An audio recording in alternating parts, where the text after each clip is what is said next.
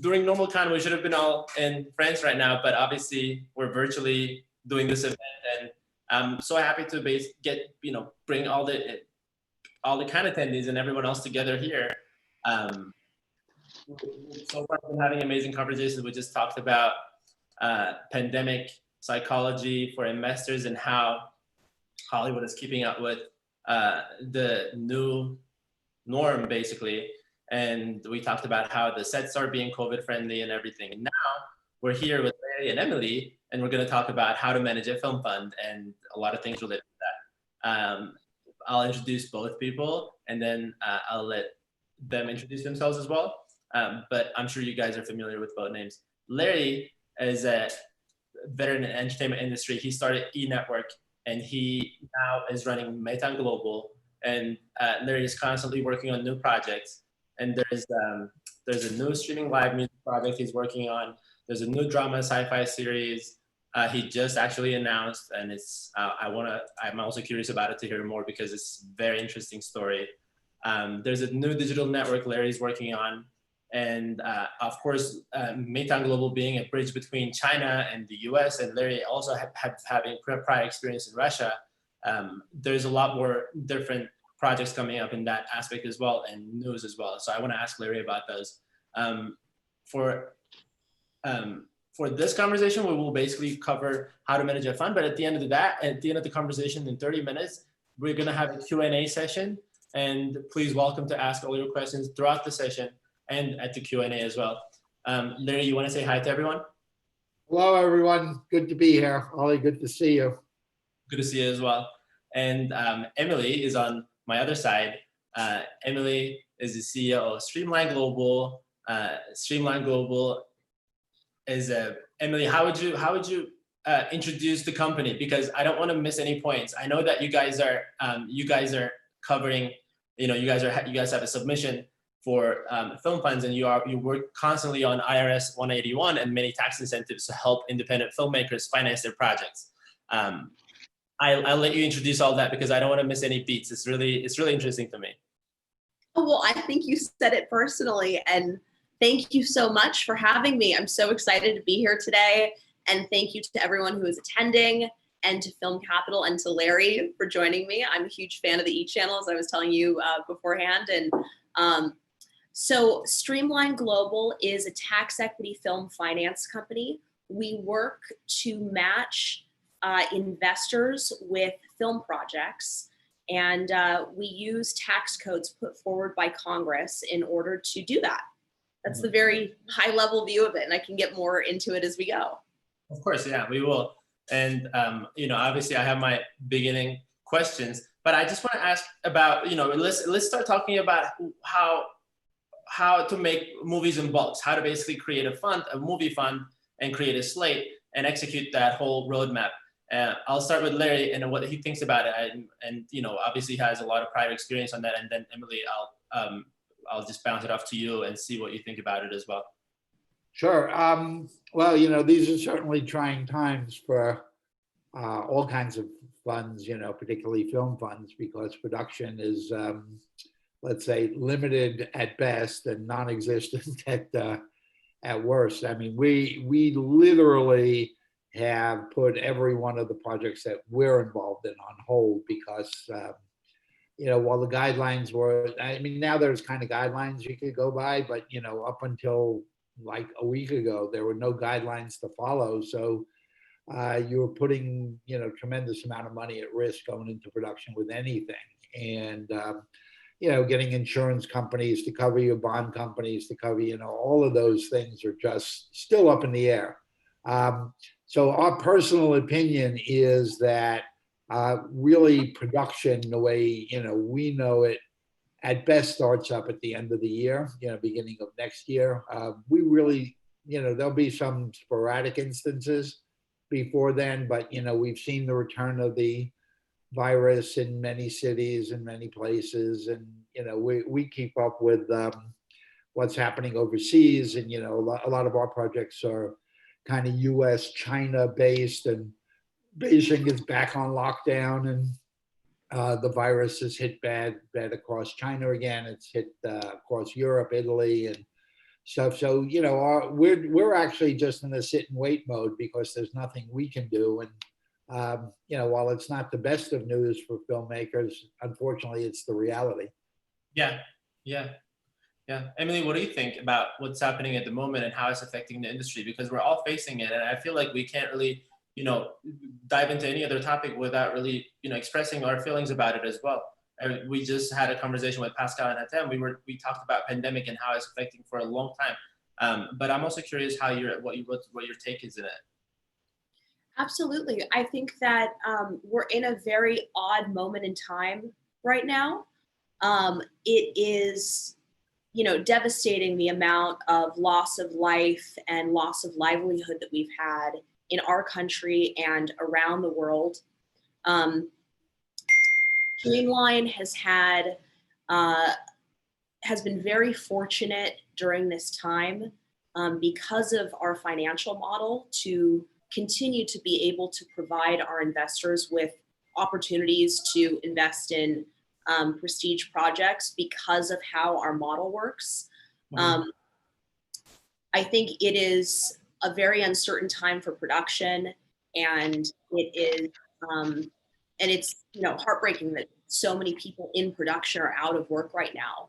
And Yeah. as a company, what we're doing with our financial model is placing tax equity capital into films even during this time, so that as soon as production opens, we can put people back to work. And how is it affecting? How do you think in this time? How do you manage your business in a way in your model? Because I know that Andrei has done this before, and he still runs Meituan Global Film Fund to lend against tax rebates. And I know that you also do this for equity financing. And I'm curious how it's being affected and how you're going around that as well. And maybe people are also curious about how actually that works, because, you know, I think the system that you have is amazing, and we do that too. And I'm curious how you go about that. Sure. So essentially what we've been able to do is under the CARES Act, which was the act that was passed for coronavirus, for COVID-19, there were two tax provisions that allow us to go. There was a tax provision that was passed called IRS Code 172. There was an amendment. And what that amendment allows is for an investor to carry a net operating loss back 5 years from the date that the net operating loss was taken, which means that if someone were to do a film project, were to finance a film in 2020, they would be able to, with a large enough net operating loss, to carry that loss all the way back to 2015 if it worked with their specific financial profile, and get a very large tax refund for previous years, for 5 years prior to 2020. So that's been very attractive for our investors and has significantly increased the size of the films that we are investing in. And our investors are thrilled with it because under the tax codes that we utilize, including 181, our investors receive the benefit of the tax deduction in the year that they make the investment. So essentially, if they need to wait a little bit for production to begin, they're okay with that because their ROI will still come. It will just be slightly later. And so we've seen investors really jump at that opportunity. Yes. And what do you think about, what do you think, Larry, about it, and how basically, you know, throughout this time, how investors are responding to being open to still participate? Yeah, I think, you know, the investment side is still interested. I mean, the revisions in tax code and everything have made it, you know, a little more palatable and stuff like that. So it becomes a timing issue. You know, for us, where, you know, we do lending against tax incentives, we're doing gap financing, you know, we're lending against pre-sales and stuff. It's just so much uncertainty that, you know, we just felt it's better to, you know, since it's not it's one of our businesses, it's not the entirety of our business, that, you know, for us, it's better to kind of sit on the sidelines a little until the picture clears. I mean, Yeah. because you look at, foreign pre-sales and things like that, I don't know how you trust those because we don't know when, theatrical is going to open up in these different countries and stuff like that. So we don't want to lend against, an event that may or may not happen. Again, if it was probably our only business, we would look at it a little differently. But given that it's, just part of what we do, we're just playing it safe on this one. Yeah. By the way, I think it'd be amazing to kind of talk about your business and what the other parts of the business that you do as well, because obviously this is a one part, but you have a new project coming up in Asia, a live music project, and a drama series. Maybe those are also interesting to talk about now, because especially now, there's not a lot of projects being completed and done. People are very curious about how you go about that as well. Sure. With Maton Global, which is focused on things related to Asia and, particularly China. We had a big film that we were ready to pull the trigger on and start called Empress, which is about the first woman ruler of China. It was going to be, we bought a book called Empress. I brought in Ron Bass, who won the Academy Award for Rain Man and co-wrote Joy Luck Club, to write the screenplay. And I kind of started that as a love project. We started 4 years ago. And when I told everybody I wanted to do the movie in English using American-born Chinese and Canadian-born Chinese, they laughed at me and said, Larry, you can't do a movie with all Asians. It can never work. And then Crazy Rich Asians came out, and everybody kind of, opened their eyes and changed their mind. But we've got that, all queued up and ready to go. We were going to start casting, but a lot of, and again, this is my personal thing. I'm very much into people's personalities and stuff, when you go back, Greg Kinnear and Howard Stern and all of that stuff. So I got to meet people in person. So while we could cast online and get down to a few finalists, I cannot pick the Empress based on seeing her on a Zoom call. I mean, that's just not going to work for me. So yeah. Empress is on hold because we can't go to China and shoot anyway. It's going to be a combined US and Chinese crew and stuff like that. But China's on lockdown again. So, that's not happening. Yeah. We do a lot of travel shows now. We have a show called Explore China, which is destined to go on Amazon. That's on hold because China doesn't want foreign tourists these days. We have another one called Explore the World, which is a travel show for Chinese travelers to, go to places they may not know of. Well, they're not allowed to travel, and there are very few places that are really looking to attract Chinese tourists at this moment. So that's on hold. So really what it's done for me, while I, kind of refocused myself some years ago to be outside the US for the most part, it's kind of brought me back to US. So I have a series now called Nova Vita, which is New Life. It's kind of a modern day suspense, sci-fi thriller. And, we actually shot season 1. We had it in the can and we figured, okay, we'll take our time to do the post and roll it out in the fall or whatever. And, and then the pandemic came and we found all the digital networks were, trying to figure out what they do because nothing is in the pipeline, nothing's being produced. So we rushed that through and literally we just took it out to market 2 weeks ago. And we have a 10-part season 1 that's already finished, and it's got a lot of great people from, different TV shows that everybody, like Bosch and Prison Break and all of that. And, so that's what Maton is up to. And now, we're looking at a new series, under the Maton banner called Faces of Humanity, which, this whole pandemic has made me reflect on the fact that, for the most part, people around the world were 90% the same. We're only 10% different. And, the reasons for that are so different. But we have so many misconceptions about each other. So I wanted to do something that really looks at, places, let's call them that, Americans only hear bad stuff about. And really go in and get past the politics and look at the people. So Russia, China, Iran, North Korea, Turkey, there's just so much bad PR there. And, people just think that, these countries are inherently bad. And it's, it's we have disputes with their governments, but when you get down to what people are like, we're pretty much the same. What we want for ourselves and our children and things like that are pretty common. So actually working with a guy named Vladimir Posner. Posner, is an iconic news figure going back. Him and Phil Donahue did a thing while the Soviet Union was still a thing, called these space bridges, where it was really people to people discussions. And so I've been talking about Vladimir about, getting involved and doing that. So that's kind of what I've been up to, other than some music stuff that I just started getting involved in. Yeah, I'm gonna ask about that later too. But also Nova Vita has a really cool story.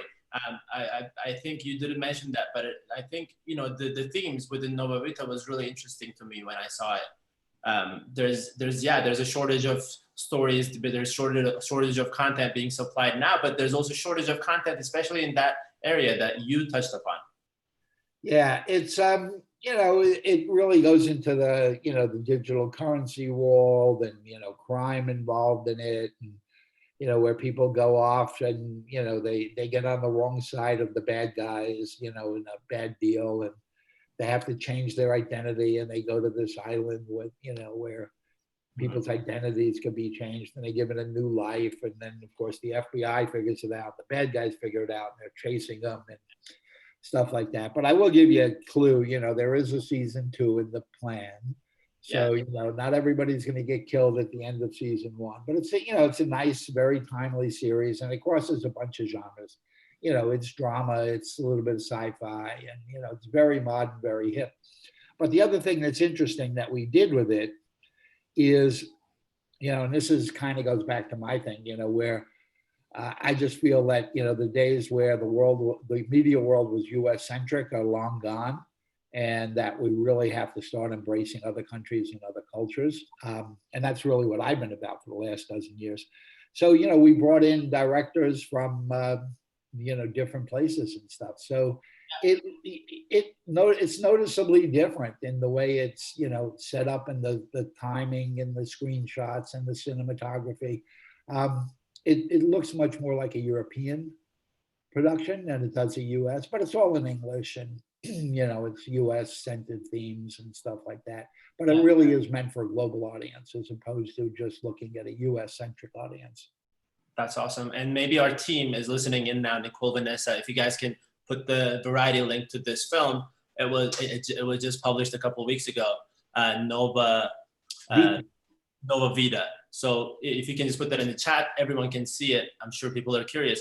And I want to kind of ask Emily about how, Emily, you are strategizing around these times, because I know that you constantly look for films and you constantly fund the films in a way that you will explain soon, hopefully, because I know that you have certain methods. But what's going on with you now, and in your company, and what are you looking for? What do you think about the near future of production? Wow. Well, that's a big question. What we look for in projects is, first and foremost, we look for projects that uplift global consciousness. And I want to unpack that a little bit. It is my ethos, my business partner's ethos, and the company's ethos that we want to tell stories that make people feel good, and that make people ask a question that maybe they wouldn't have otherwise asked. It's really important to us that the films that we choose and the messages that we put out into the world, at least, from us personally, it's really important to us that we inspire people, and that we tell stories that can maybe put a seed in somebody and say, you know what, I'm going to try the thing that I'm scared to try, or I'm going to put myself out there, or I'm going to, accept an opportunity that I may not have otherwise, and, all sorts of different things like that. And so the films that we like to choose are sort of in that vein. When we're looking at projects, we look at projects of all different stages of development. And then we kind of determine from there the likelihood of financial success of the project and the impact-driven nature of the project. So, Is a director attached? Are actors attached? Is there a sales company attached or a distributor? What do the pre-sales figures look like? All the sort of normal things that a production or finance company would look at, we look at very closely. We look at the capital stack of films, and we kind of go from there. Yeah. And you noted that equity financing it makes the entertainment industry a safer place to live, work, and play. Given the times now, how would you go about that, and how would you comment on that? Well, and how does it make it a safer place? Well, so under our model, we have drastically reduced the risk of film investment, and we have brought in capital to the film industry that otherwise would not be investing in film. Our investors do not tend to be traditional film investors. They tend to be from industries other than film. And we bring them into the film industry, oftentimes for the first time, and usually they come back many times after the first time. So what that does is, when someone is investing in a film because the numbers are right, and it's a conversation between myself, my attorney, my CPA, their tax and legal team, and the investor themselves, what it does is it takes a lot of the inequity and power out of the dynamic of the relationship, where the film investment is no longer about what we saw during the Me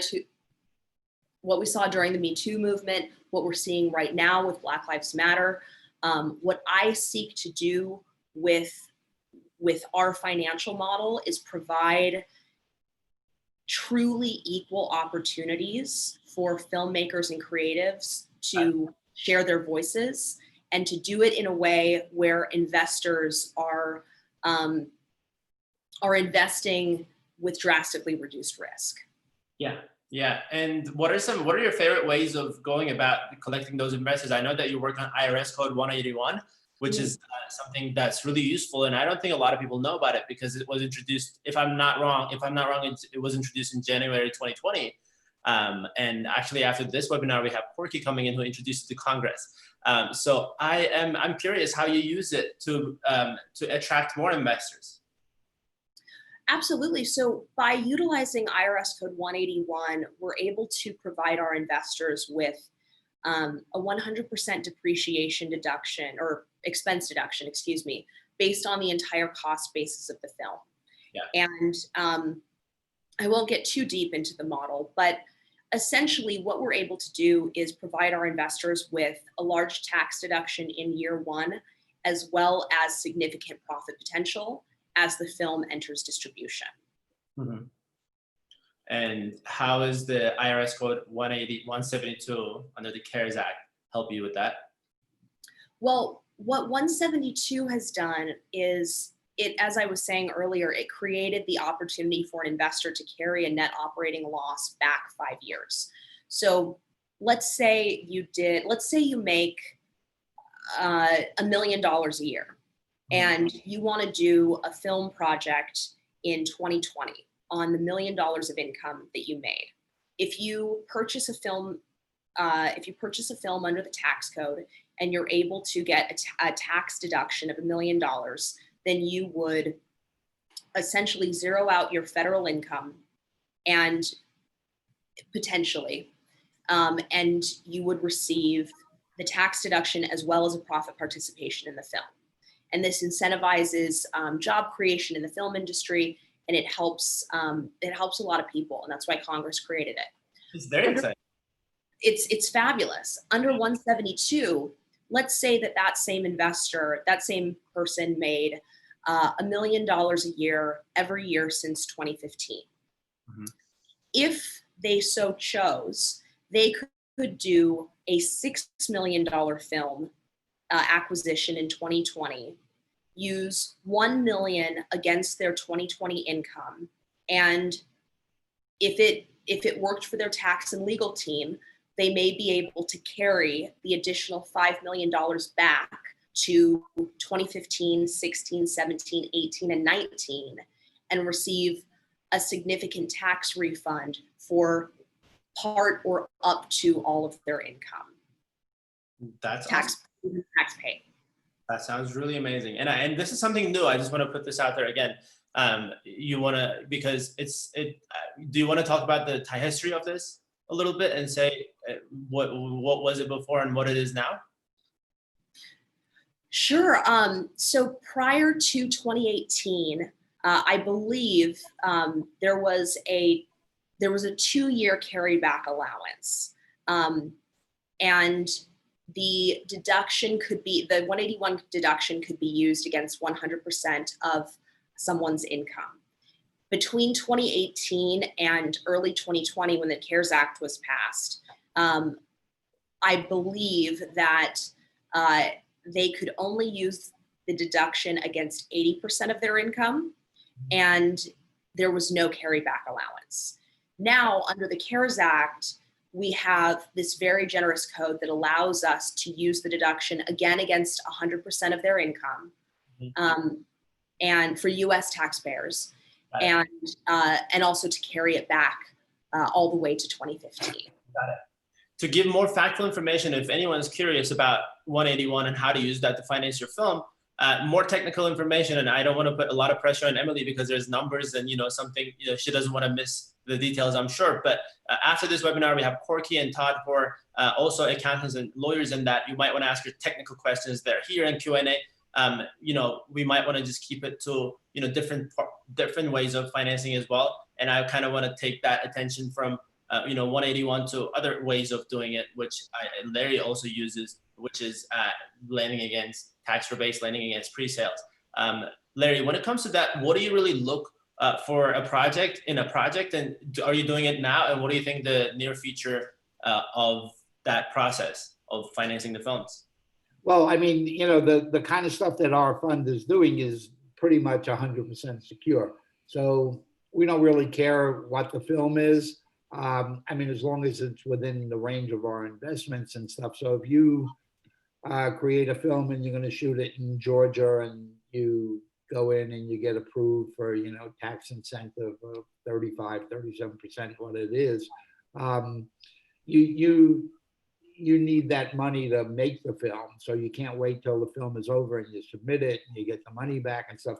So we'll lend against that, and depending on how solid we think the production company is and what the pre-sales are, we'll lend a percentage against the tax incentives and stuff. So for us, it's really no different than a real estate deal. I mean, I hate to make it that simple, but if the tax incentive is there, we couldn't care less if it's a good movie or a bad movie, or there are certain things we won't invest in, because just morally we're against, but very few. So but then when it gets to pre-sales and stuff, which is another thing, it's just become such an unpredictable kind of thing. I mean, I look at movie going in general, and I think of my own experience. It could be like today. I go, gee, after I get off of this, I really don't have anything to do. Maybe I'll go to the movies. And it used to be where I would go to the movies and I would look up and see what's there, and I kind of pick the best of what's out there. Well, quite honestly, those days are over. I don't just go to the movies, and I don't see myself just going to the movies. So, if it's Star Wars or Masters of the Universe or something I want to see on a big screen with great sound and stuff, I'll do that. But I think a lot of that business moves to digital networks. So the smaller films, I don't see where they have a place in movie theaters anymore. And I don't think, personally that, these multiplexes with 16 screens are going to figure out how to, navigate those kind of waters. I think they're going to have to take out seats to accommodate social distancing. They may have to knock walls down and make 2 theaters into 1 and stuff like that. So just so much uncertainty there. So we don't put a lot of weight in, pre-sales and things. If it's a tax incentive deal, it's very clear. If we believe the movie is going to be made and the state or, country is willing to, officially sign on to a a tax incentive deal, it's fine for us. Um, when it comes to really looking for, looking how to monetize a certain project that you get submitted to, your company receives, how do you really now, especially with this new lens and new norm, how do you really think of different monetization funnels? I'll start with Larry and then I'll go to Emily. But someone just asked this as well in the Q&A. What are the new ways of monetizing the content in a way that we don't necessarily need the theatrical distribution? Well, I mean, we love digital distribution. We think that this pandemic, it certainly had a boost for people, who may have been reluctant to go to Netflix or Amazon or something. I think the viewing numbers are all up and stuff. So we look at that, and what increased viewership has done is increase the amount of money they're willing to put into budget. So as on our film producer side, the world has never been better, because they're paying, good license fees or investments and stuff like that. So we really like that. We look for things that at the very least are, digital friendly. So even Nova Vita, while we had the first season done, we made sure that we had the storylines done for season 2 and 3 and stuff like that. So when we go and we pitch a network and they go, well, this is great. We spend all our marketing money building an audience, but the show goes away after 10 episodes. Well, we made sure the show doesn't go away after 10 episodes, that it can go season 2, very much like Game of Thrones. And, that was a great model. And, you could do digital now and, make, as much money, if not more, than, on limited theatrical releases, which typically is what you get for smaller films. So, in the producer world, the world has never been better, quite honestly. Yeah, I agree. I completely agree, especially for independent producers. We just talked about it too. I think it's a great time to be alive. Absolutely. It's an interesting time to be alive. Yeah. Emily, what do you think about how to monetize, alternative ways to monetize the content that is being produced at the moment?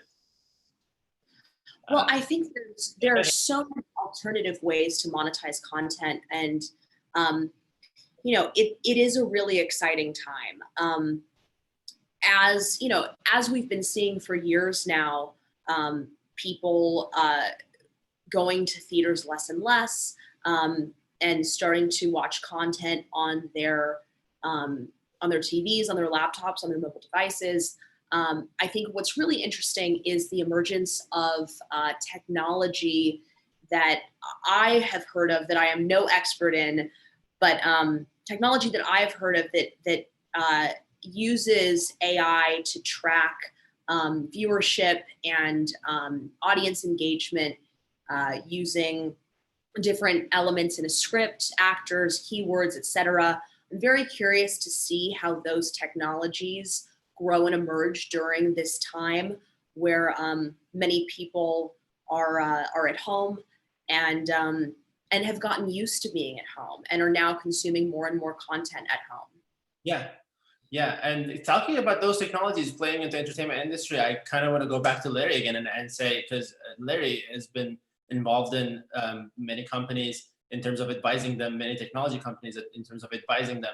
I'm curious what you think, Larry, in a way that entertainment industry will employ these new technologies on an independent filmmaker basis. Well, I think, any filmmaker has got to start really paying attention to, these alternative revenue models and stuff. I mean, you take, for example, a show that we did in China, which is a drama series. It ran like 36 episodes, for lack of a better description. It was kind of a Gossip Girl meets Sex in the City kind of thing. But, in the show, we put one girl wears great shoes. And throughout the series, the storyline would always be, hey, great shoes, where'd you get them? Well, she got them on sparkle.com. Much to the chagrin of my colleagues in the media business, we actually own sparkle.com. And in the production budget, we had a shoe designer, and we would do Shoe of the Month Club. We actually made more money on selling shoes than we made on licensing the show. So while, a lot of people think that, you got to maintain your art and all of this stuff, It's great, if you don't really care about eating and making money and paying the rent. And so, stay with your art as opposed to do the things that the world is now, accepting or demanding to be part of the experience. So we think carefully crafted product integration into shows, not hit you in the face with a hammer, like here I am drinking my can of Coke. It's got to be subtle. It's got to match the story. It's got to be seamlessly integrated and stuff. There are huge revenue opportunities there, and it changes the dynamic of licensing. I mean, for us as a producer, when I know that I can count on, a fairly sizable, e-commerce revenue stream, it makes me, when I go in and pitch the, a network, I could actually undercut the cost of all my competitors because I've got a revenue stream that they don't have. So, if you got a show that you want to go into Netflix and it's 500,000 an episode or $1 million an episode, and I could do it for half that because I know I've got a lot of money coming in from other places, it makes my show more desirable. Yes, definitely. I totally agree. And talking about the new habits and new things playing into the industry and emerging platforms, I know that you're working on a new digital network, and I think that's really interesting when it comes to really having some unique set of plans. Do you want to talk about it a little? Sure. It may sound a little weird when the guys first, they came to me with it. I laughed and said, this is a Saturday Night Live skit. This can't be for real. But people out of the cannabis industry came to me and said, Larry, would you help us think through a cannabis lifestyle network? And at first I said, yeah, right. I'm going to go to Madison Avenue and ask for ad dollars, so it could reach every pothead in the country. I said, not for me, thank you. But then I thought about it, and I go, you know what? Whether they're, doing THC things or, CBD, I don't know many people. I myself never liked it, so I'm not, a consumer. But everybody I know is doing, one of the two, and there is a lifestyle that goes along with it. There's a huge investment community that's following the CBD and hemp world now. Yeah. So I said, you know what, I could do, I could do health shows, the health benefits. I could do new product shows. I could do music shows, 12 o'clock to 6 in the morning, the kind, a music block that appeals to it. So, I'm digging into it. I'm not quite convinced there's enough there, but it's beginning every day. It looks like more and more. And, it would be a niche network, but then again, E! was a niche network, and, there are many niche networks out there. And so we're probably 3 months away from really having all the information to decide whether or not, to pull the trigger on it. But it's a fascinating opportunity. And for me, a deep dive into an industry that, I didn't know all that much about before. Yeah, it's a really interesting cross-pollination in my eyes. Yeah. Yeah. By the way, we're a little bit running out of time. We definitely want to do the Q&A session, but I want to get your final opinions on one thing, because this is the main theme of this panel, basically how to manage a film plan. And I think a key of that is to pick the winning projects. Starting with Emily, I just want to ask three things you look into in a project. Some people ask me now, even they ask me during the Q&A, what are the things that you pay attention, and what are the emerging new things that you want to see and you're not seeing? That's a great question. So the main thing that we look for on the there's two different sides of the question. So on my side of the company, I deal directly with the investors, and my business partner deals with the creative side and the film side. So I think our answers would be different, but I'm going to give you both answers. On my side, what I need to look for our investors is this a good investment? Regardless of anything else, is this something that is likely to make them money? Mm-hmm. That is my primary concern, is to service our investor base, because, dealing with someone's capital is an immense responsibility, and it's important to choose projects that will make them proud and that will make them money. Yes.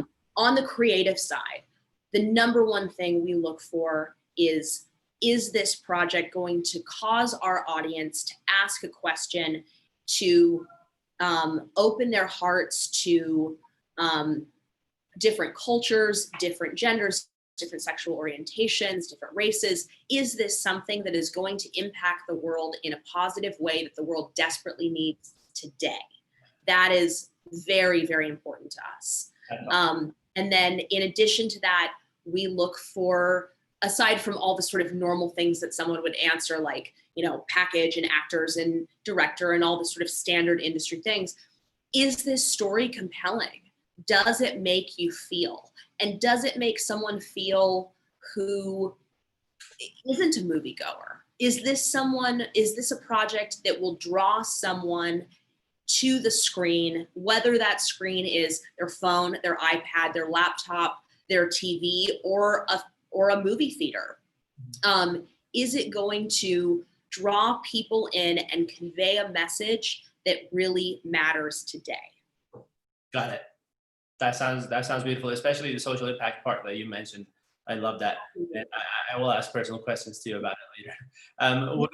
If we're not using our platform, what we believe is if we're not using our platform to help people around the world, then what are we doing here? I agree. I completely agree.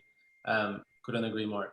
What do you think, Larry? What do you think really, what do you look for the projects when people send you, especially these days, and considering the new formats and everything? What are the new winning projects? Well, we look at, first, the investment risk side. I mean, is this a tax incentive deal? And those are pretty easy to figure out what they can do. But, if you're going to go beyond and, you go into gap financing and pre-sales and stuff, then we really dig into it's a package properly and stuff. For us, if you were to walk in and say, I've got a movie that's going to do great for the US audience and I'm going to get it in XYZ theaters, we typically will laugh you out of the building. So is the project something that can travel internationally because we think it's important? Are you so set and, working on your art and you only create things for the theater because that's, legitimate filmmaking? And, if you don't come in with a plan for how this is going to play on digital platforms, we don't really pay much attention. So it's got to have multi-platform potential. It's got to have packaged, properly so that it could play outside of the U.S. as well, if not better than it plays inside the U.S. Got it. And switching slowly towards the Q&A section because a lot of questions are popping up on my screen. Victor is asking, and I think this is related to what you just said, are you guys interested in short form content? And what do you think about the new emerging area of short form? Well, first, I'm a TikTok addict, so I love TikTok. And, for me, it's not just the quality of the content, and I think there's so much amazing stuff being done there. But for me, it's actually a great way to look for new talent, both in front of the camera and, behind the camera. I mean, we're working on this casting for the movie Empress. And quite honestly, while my team is going through the very traditional casting process, I mean, I go through TikTok and look for, Chinese, female Chinese that are doing amazingly good stuff, and the personality just glares through the camera and stuff like that. So I'm a big short form fan. I'm a consumer of short form. I love it. We do in China, in Asia, 70% of our content is consumed on cell phones now or iPads. So we shoot stuff with that in mind, so that, how we do camera work is really meant to be so that you can watch it effectively on a small screen. And also we do short form. We like to stay under 10 minutes on a lot of stuff. So even if it's a 30-minute TV show, it has to be broken into digestible portions that are about 7.5 minutes long. Got it. And I think it's one of my favorite genres as well. I really appreciate the emerging state of short form content. What do you think, Emily? Are you interested in short form content, or is that something you guys look for, or what do you think overall for the area? I think that's a fabulous question. As in the early days of Streamline, as Larry was saying, I looked at short form content to discover new talent, and I think we still do that. We also love when filmmakers have produced short form content that can later be turned into a feature film. From a financing standpoint, we do focus on feature films. We don't finance short form content. However, if someone comes to us with short form content, in addition to a script and a budget and a reasonable package, then that does entice us to produce more so than if they only had the script and the package itself, because it shows us their creative vision, and that helps us to share that creative vision with them.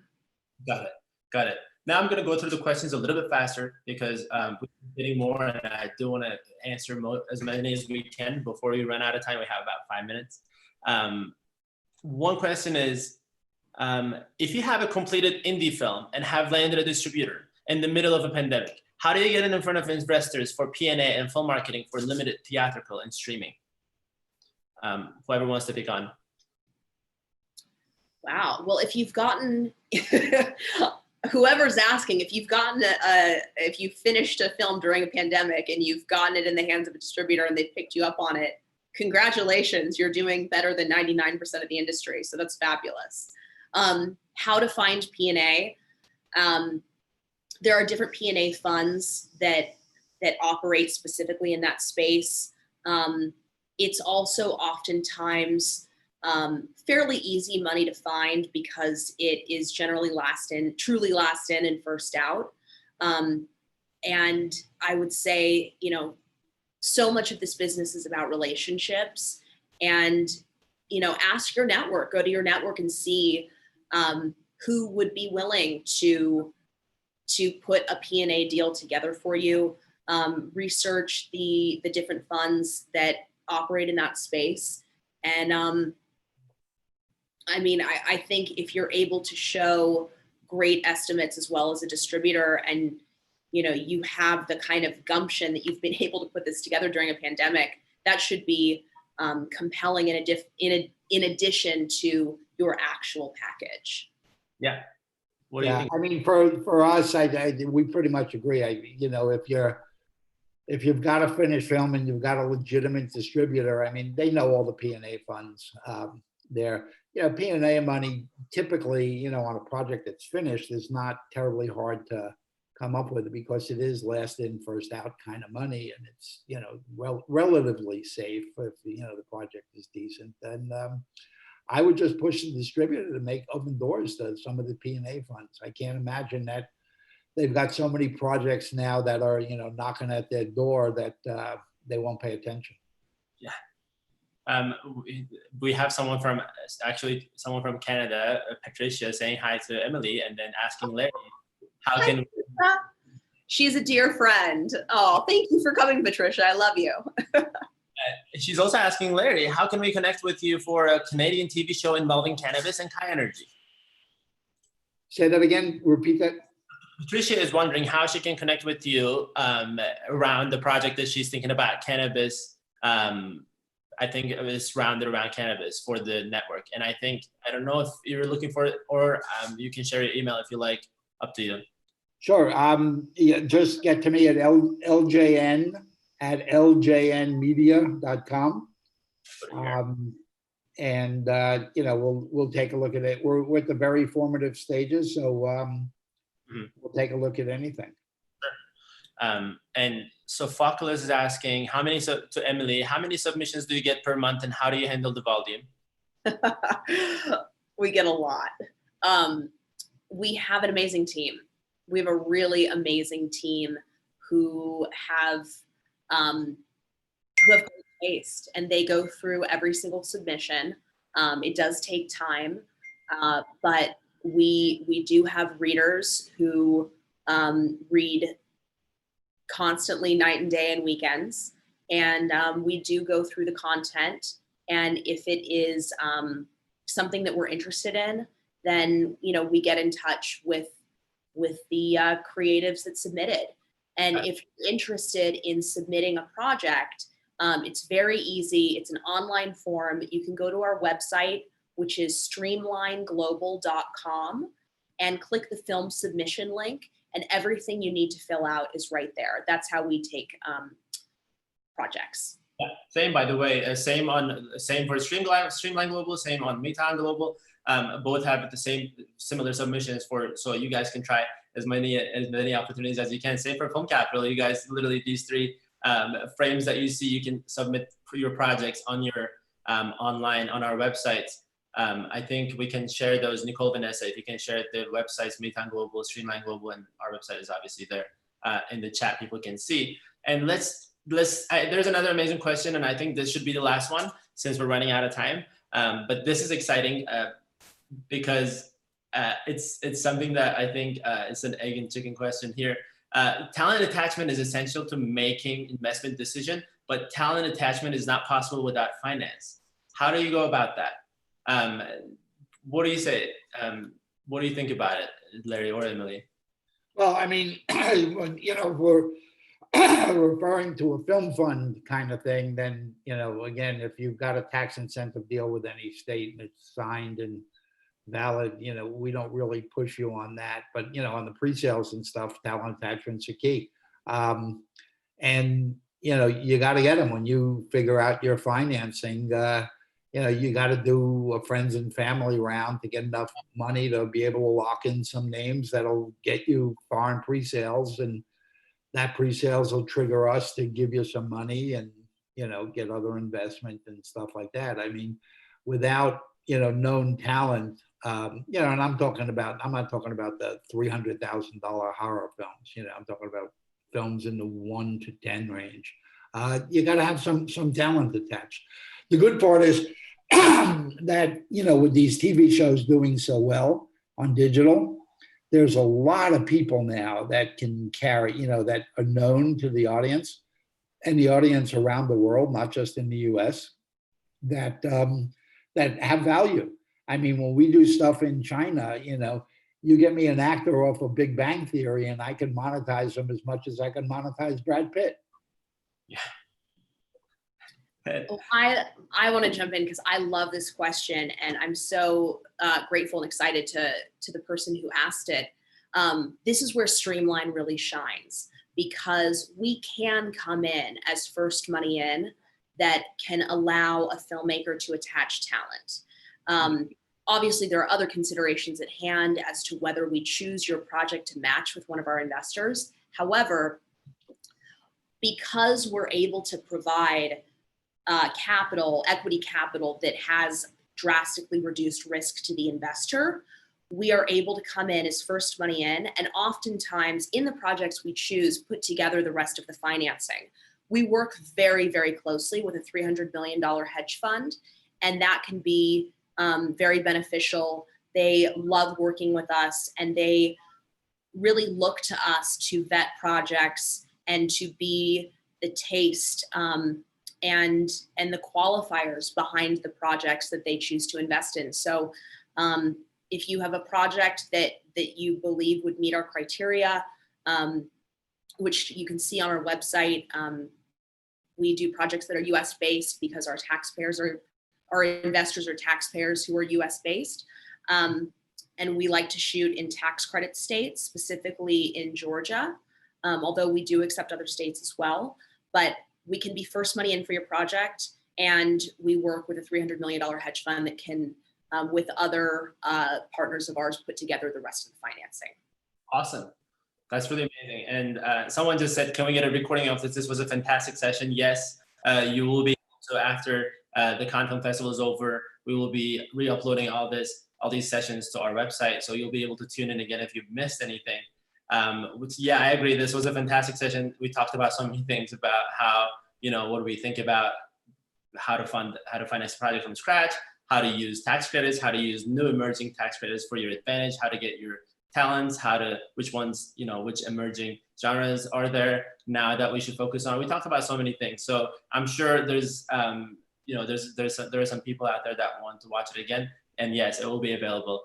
Guys, thank you so much for coming. Larry, I really appreciate you here. And Emily, thank you for joining. And we would love to have you again, obviously, but I'm sure everyone had a great time. As Film Capital here, we really thank you guys. All righty. Bye, guys. Thank you for having us. It was such a pleasure. Thank you, everyone who joined. Thank you. Bye, guys. Bye.